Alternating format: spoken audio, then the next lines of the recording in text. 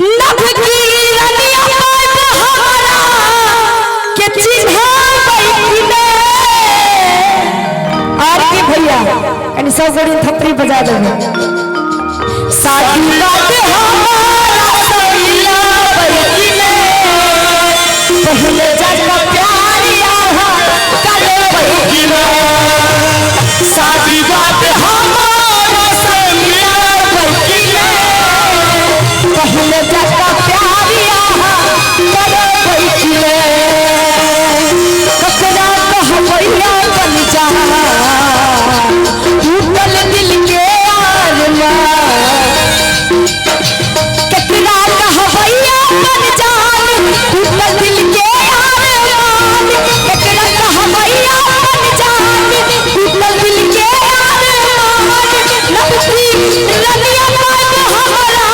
के चिन्हा बैठिले आरती साथी बात हम रस मिला बैठिले। हेलो हेलो जी सीताराम भैया जी आप बोल रहे क्या? दिल ले गया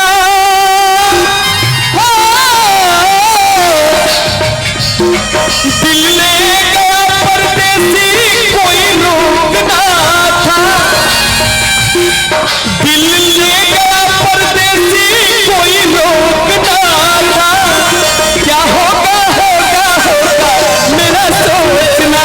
था क्या होगा होगा होगा मेरा सोचना था शादी बात हमारा सब मिला बैठिले पहले जन्म प्यारिया कल बैठिले साथी बात हमारा सब मिला बैठिले पहले जन्म प्यारिया कल बैठिले।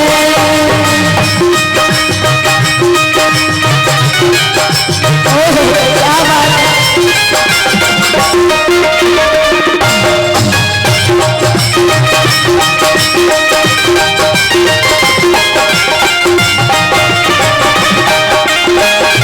सीता जी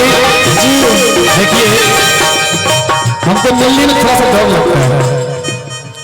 कहते हैं